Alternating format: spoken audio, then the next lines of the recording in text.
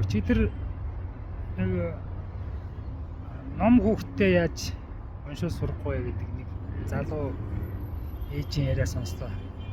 За тэр яаж ийм гэхээр хүүхэд нь 2 нас хүрээгүй байхад нь зурагтай ном үзүүлээд тэгээд дуйхгүй тайлбарлаж өгсөөр байгаа. Тэгээ нөгөөд нь ярьж чадахгүй гин.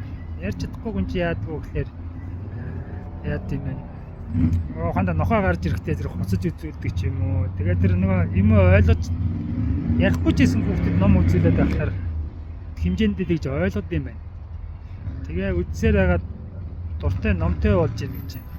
Тэгэхээр унших тухай асуудал биш шүү дээ. Энд чинь шал өөр. Эхлээд номоо үзээ тэр хүүхдийн зурагт ном ч угаасаа унших зориултгүй ном шүү дээ. Бид нар чинь ном гэхэлэр нөгөө уншуулах гээд бас заримдаа буруу ойлгоод байх шиг байна.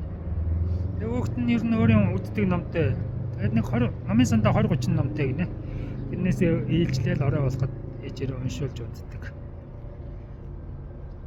Тэгээ яг тэрэн дотор өөрийнх нь бас дуртай ганц 2 ном тэрнийгээ олон дахин уншин ч юм. Тэгээ би бас хүүхдээ яаж ном уншуулах вэ гэж бас бодож идэх тэгээд бүр багаас нь тэгж уншуулах их зүгээр юм байна гэж бодлоо. Тэгээд нэг нь том болсон хүүхдий ч одоо яах вэ? Өөр аргаар л үзэх байх. Манай хүүхд нь одоо 12-тэй. Тэгээ өчигдөр ч гэсэн бас хэлж лээ. Та ч яг өөрөө ном унших дуртай болохоор уншаа сайхан юм аа.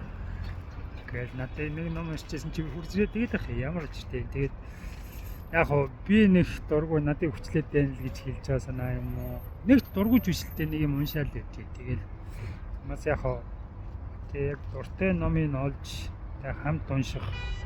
Уншиж байгаагаа харуулах бас их сайн гэж байна шүү.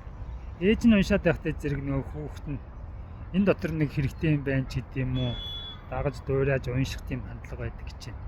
Тэгэхээр багаас нь чадвал багаас нь зурагнаас нь хэлж номонд оруулаад тэгээ сүлдөө үсэг өвчгээ үзнэ гэж. Тэгэхээр нэг яаралгүй биш. Бүр эртнээс цаг хугацаа зарж тэгжээж хүүхдийг номонд оруулд юм байна гэж ойлголоо.